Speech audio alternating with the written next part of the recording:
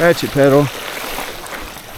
Yo, what is up? Thanks so much for making it this far. I really do appreciate it.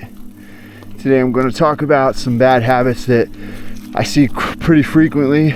So I'm going to show the bad habit. I'm also going to do my best to explain why it's a bad habit. Again, these things are super common, so don't take offense if you feel like I've pinpointed you. I promise I've not pinpointed you.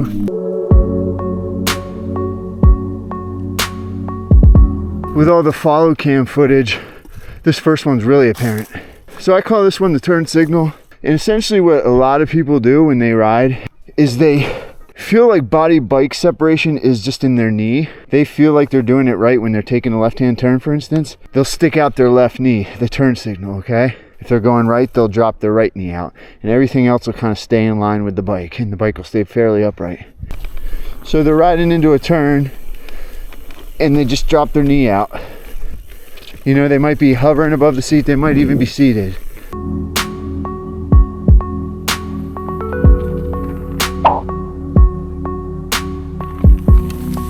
And while they've made it around many turns successfully doing that, they have no reason to believe that there is a better option.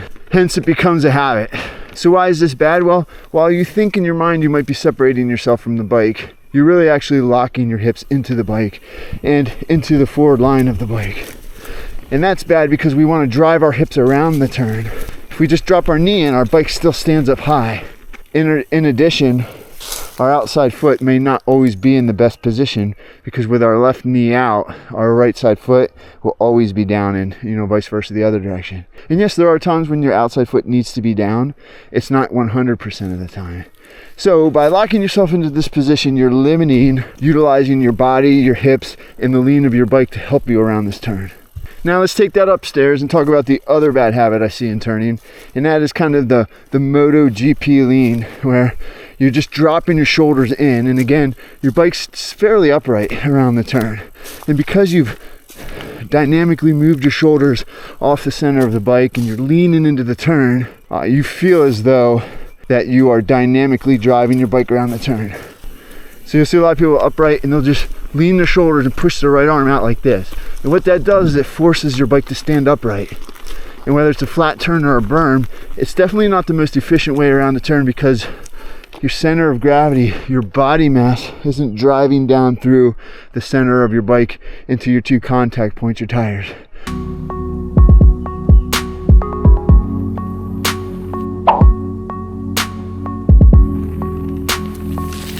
Your body mass is kind of hanging out over here and it kind of distributes it like this awkward triangle, okay?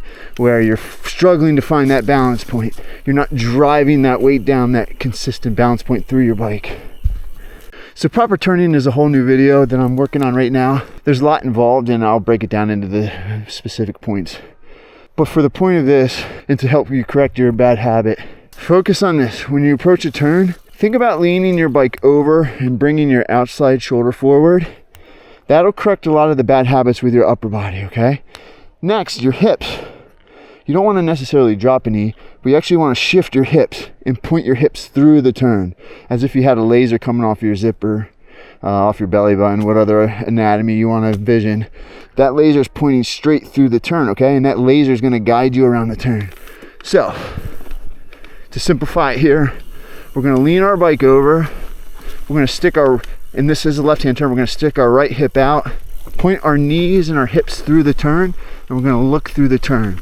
We're thinking about flying a plane with our shoulders around the turn.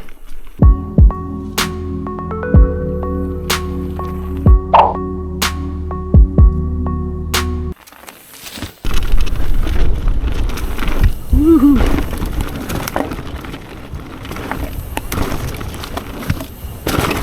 Yo, offline, dog. Offline.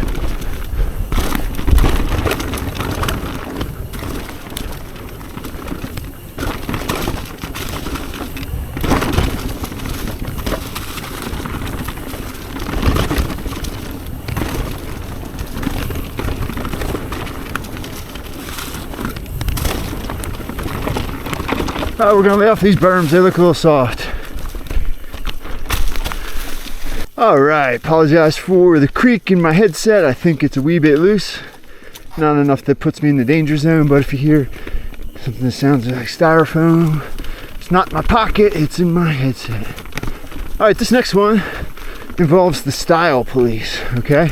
As we all know, style is subjective, but I believe that this bad habit and the correction of it is universally true, is that style is comprised of flow and effortlessness, okay? So what does that mean? It means you're gonna ride a trail and you're gonna make it look flowy and smooth, and you wanna make it look easier, effortless.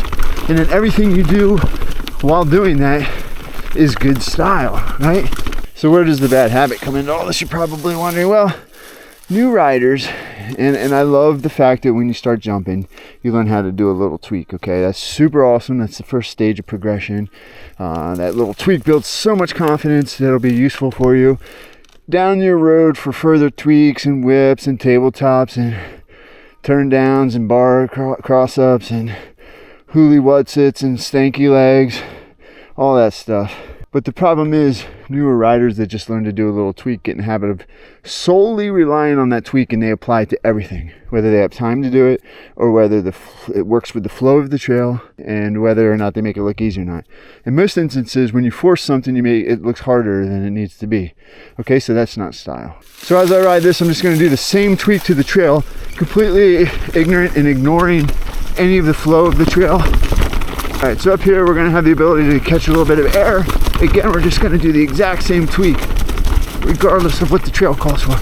So where you did same tweak, almost crashed, same tweak, right? Same tweak. And just me doing this right now, it's really wrecking my flow. Same tweak. And actually a few times there I felt like I was a little bit out of control because that same tweak put me in a bad line and it kind of worked against the flow of the trail. So the goal is to get out of the habit of just relying on that one tweak, and at the very least work on tweaking it to the other side. So just like on a skateboard where you can ride regular, you can ride fakey, you can do tweaks to both sides, and what that tweak will help you do is it'll line you up for the natural progression of the trail, for the natural flow of the trail. For instance, reading this trail here, so coming into this trail, I'm coming into it from this angle right here, coming through these trees, and it kind of curves to the right a little bit, and then it curves to the left. So what I did on my last example, which really threw me off, is I was just relying on my one tweak to the right. So I'm coming in and I'm curving and I do my one tweak to the right. What that did was it kind of crossed me up right here on the landing. It kind of put my bike at a weird angle and my body position at a weird angle, which drove me a little bit to the inside here toward this tree and kind of this little hill. However, if I don't have the habit of relying on that one tweak, I'm open to other possibilities, okay? Because I've worked on tweaking this way, you know, doing other kinds of tweaks. So instead, when I come in, I'm curving in, and if I jump and then I tweak it to the right, what that's going to do is it's going to bring me down here onto this bank here, and I can flow with this bank, and I can ride this bank through the trail. And if I don't force it and I look smooth and I don't really like ghetto blast it like okay, it's gonna look smooth, it's gonna look like it flows with the trail, it's gonna look natural, and all those things together make style. So in this time around, I'm just gonna rely on 3 basic skills, maybe even 2 depending on how you classify the third one. The first one is I'm just going to tweak to the right like I did in the last one, but this time around I'm gonna add the option of tweaking to the left. And also this time around, I'm going to add the option of doing nothing at all, not forcing anything. Okay, I've broken the habit of just that one little trick I know. I want to see if it makes it look smoother, looks flowier, and add style. Let's check it out.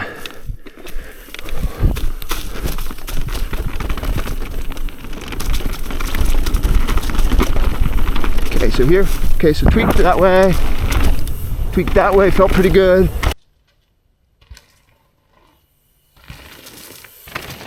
Okay, we kind of did nothing there. We turned the bars a little bit, straight through there because we hit this berm. Okay, nothing there. I'm gonna tweak to the left here, remember? Okay, that pulled me through there pretty nicely. Okay, now while it may not have looked like much from the chin bar point of view, it really felt more flowy to me. It felt smoother. It actually felt more like I was surfing the terrain rather than forcing that one little tabletop, that baby tabletop, that little tweak, shifty, kick out, whatever you want to call it. Okay, so break that habit. Be open to the idea that the trail offers so many other opportunities than that one little skill that you know.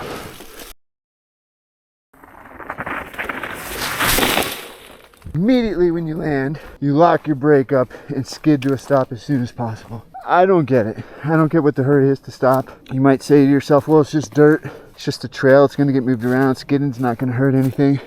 But imagine if everybody had that mindset where they skidded to a stop. What you would develop is you would develop crazy ruts, what I call bomb holes, where grooves get worked out of the ground at the backside of a landing. And it just tears up the trail needlessly. And it looks super amateur, to be honest with you. Does it make me mad? Am I infuriated? No. Is it a bad habit that I see people do all the time? Yes. Ease off the brakes.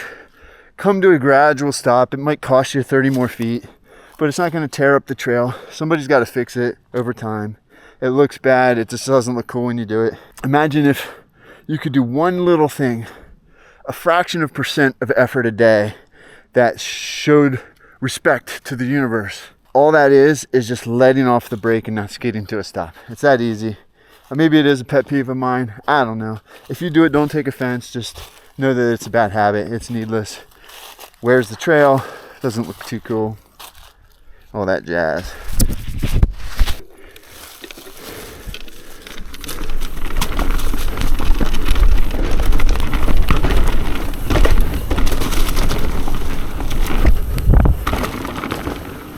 Look at that, no skidding.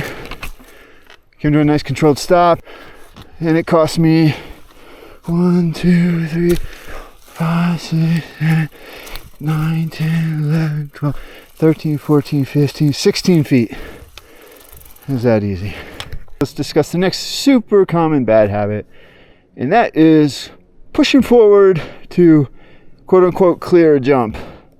Now that might work if you are in the World Championship long jump competition. You need that extra inch. But when you do it on a jump and you make it a habit, it's bad because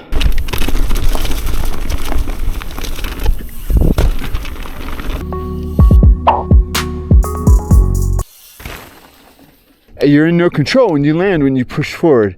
If you want to completely lose the majority of control on your bike, the best way to do it is to take all weight off of your front wheel, extend your arms, and push backwards. The reason being is you have nowhere to go from here, right? What you've done is you've lightened up the front end, so you have no steering. You're in a real bad position for control and for your poor old back. So if you need to push forward to clear a jump, you're doing two things wrong. Either you're going too slow or you're not using proper jump technique. I have a ton of videos on jumping and jump technique.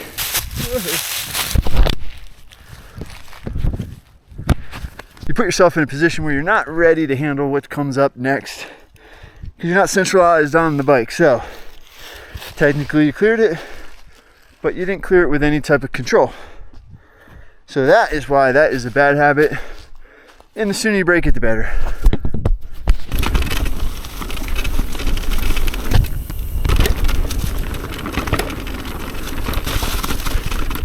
I'm in the car right now because it's gotten pretty crazy windy outside. I just tightened up my compression on my headset, so we're good there. Now let's talk about the next bad habit. The next bad habit I call the pogo pop or the prairie dog. And what is it? Let's go check it out.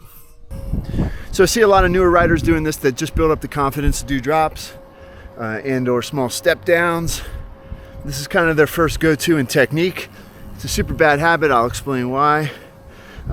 You see it all over the place on folks riding urban stuff, steps and stuff, drop to flats.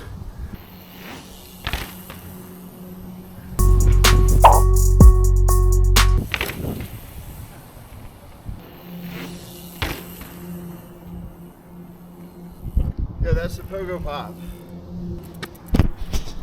Essentially what riders are doing is just popping upward, extending themselves off a drop or a step down. So the reason why that's a bad thing is if you're going to do a drop or a jump or a step down, you want to control your arc, your movement through the air with your body mass, okay? So when you pop your body mass straight up in the air, it puts you in a state of limbo where there's no control. You're kind of frozen there. So you're really susceptible to a dead sailor in that position. In addition, so when you drive with your upper body and your main body mass, you're driving your arc and you're driving the bike. When you pogo pop or prairie dog, you're kind of separating your body mass from your bike mass. So you have two different masses going through the air. And again, it's just a stalemate. You're going to stall out. And if you're off balance a little bit, you're gonna teeter to the side on the landing. It's just no good. You don't have any control when you pogo pop. So to fix that, you want to start thinking about how to drive your drops, your step downs, your jumps with your upper body mass and your shoulders. And essentially all you do is you can pop a little bit. Learning how to bunny hop's huge for this. Just did a video on how to bunny hop, go check that out. Did a ton of videos on how to jump, go check those out. And I really talk a lot about how to drive your movements with your body mass. So instead of pogo popping, you can do a baby bunny hop or even a little hop, but then get your shoulders and upper body active and drive through that motion.